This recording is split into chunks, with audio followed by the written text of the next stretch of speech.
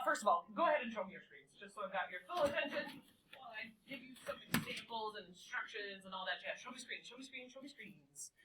So we're going to deal with color, which you would think it should be like a visual art thing and not a creative writing thing, but it totally is. This is a really, really, really quick way of taking your writing to the next level. It doesn't take very much practice at all. One day and you'll be better at the skill for life. So that's the kind of cool thing. So before I even talk about the assignment, I'm going to show you what I mean by creatively describing color. That's what the I can statement is today. I can practice creatively describing colors. And I'm going to kind of slowly scroll through this list. And I want you to shout out some of your favorites. This is going to be loud for about 3 minutes. So there's a lot of them. Start shouting out some of your favorites.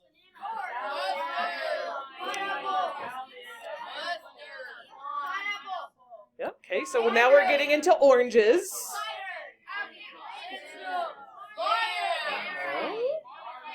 Okay, look how many different ways there are to say white.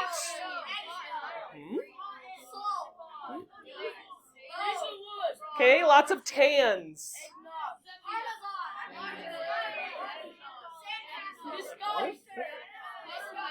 Okay, all the reds.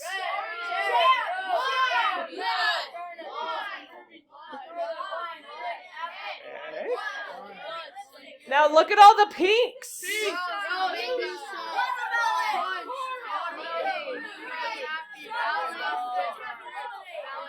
Ballet slipper is my favorite pink. Yeah.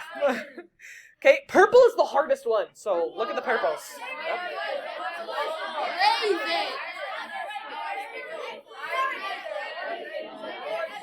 Okay. All the blue.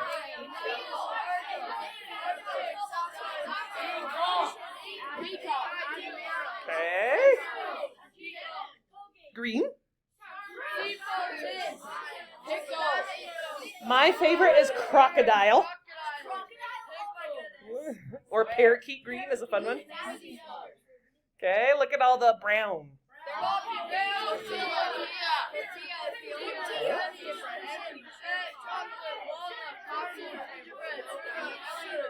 I like gingerbread is a nice, comfortable sounding brown. It's not just black. Look at all the black.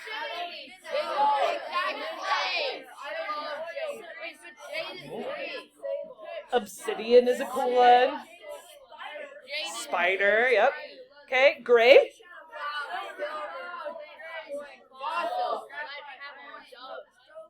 Porpoise gray. That's a weird one.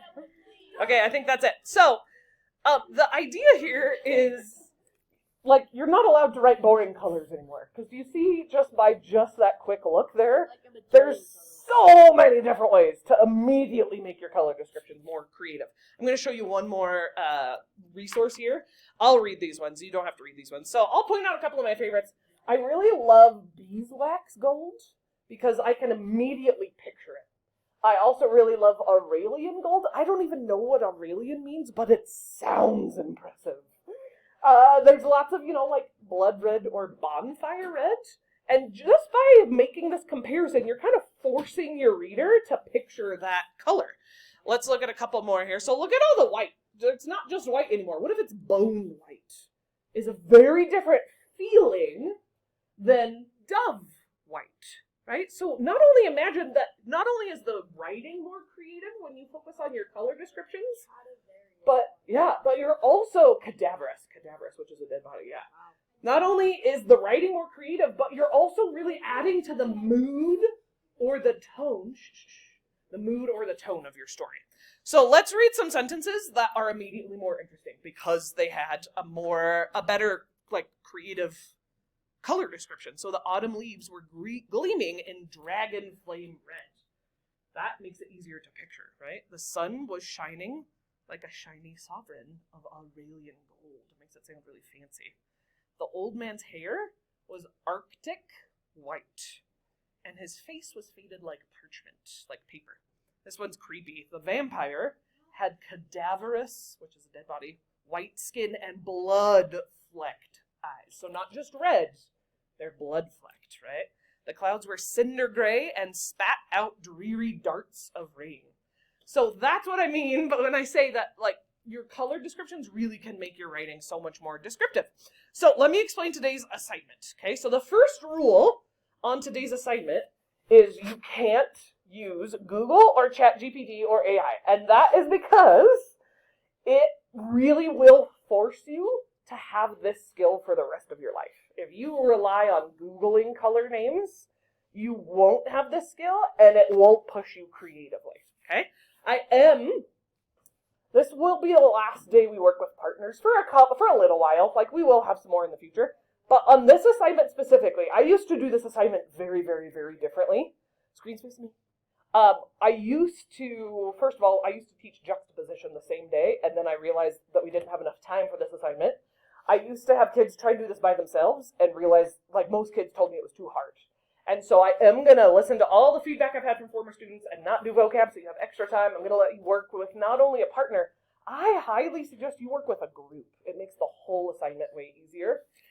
There are a lot of bits of this assignment, so everybody notice this is worth 30 points. It's very doable, but this is what the actual assignment looks like, so listen really carefully, okay? So this is kind of like some of you who have taken art. You might have seen a color wheel in art, but we are describing with words the colors. One of the things that I had one of my former aides do was help you realize which slice of the pie are different colors, so you can see that there's different, like, it's almost a little bit of inspiration as well. So see how this slice right here is the green slice? This is the yellow, right? Orange. So that's the first thing, okay? The thing that you need to start with is the outside circle. Do not start with the inside circle. The inside circle is harder, and it really makes your life easier to start with the outside circle. Notice how I gave you a couple of examples. So like on this yellow slice, it's not yellow anymore, it's bumblebee, okay? That's all you really have to do on the outside circle. It's not purple, it's boysenberry. So the easiest way to do the outside circle, really and truly, and it's creative, is think of something that is that color, and that thing becomes a color name. Like instead of just yellow, it's school bus yellow. And it's instantly more creative. Like you could write school bus yellow, or just school bus. Yeah. And that really is the easiest way of doing the outside circle. Yeah. One second, sorry.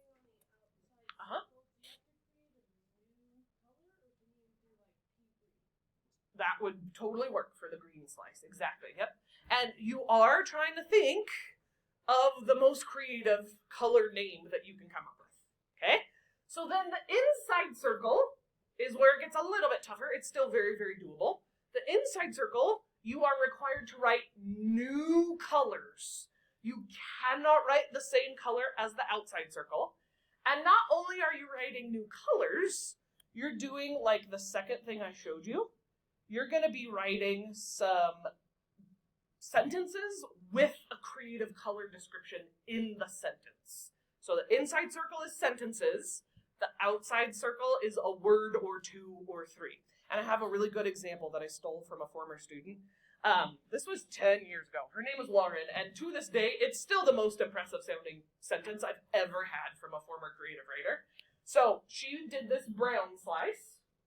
So she was right here. And her description said her eyes were the color of sunlight shining through a root beer bottle. That is amazing to me that a 7th grader wrote that. I was blown away because two things. Number one, I would have never have thought of that myself, could describe color as sunlight shining through something else.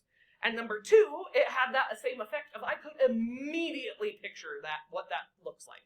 That it wasn't just brown, that it was a really cool, very creative type of brown. So that's your shining standard. Again, the outside circle is what, everybody? Just the name. And the inside circle is what? The sentence. And if you're stuck on the inside circle, think of like places. Like maybe I'm going to describe something at McDonald's on the yellow.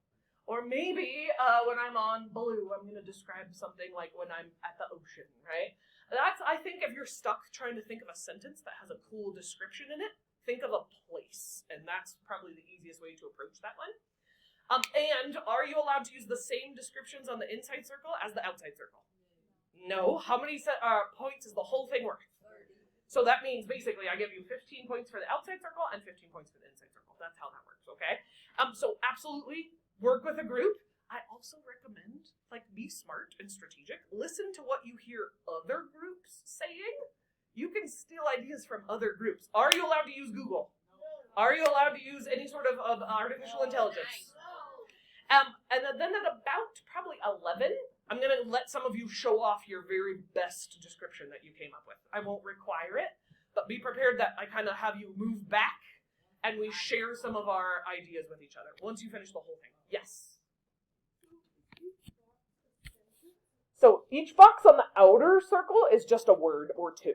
Each box on the inner circle is a sentence. Yep. And I know that's a little bit of a pain in the neck, so use the magnifying tool. Any other questions before I set you loose? Okay, if you actually work and you stay on task, you will get it done by the end of the period. Don't waste your time. Go.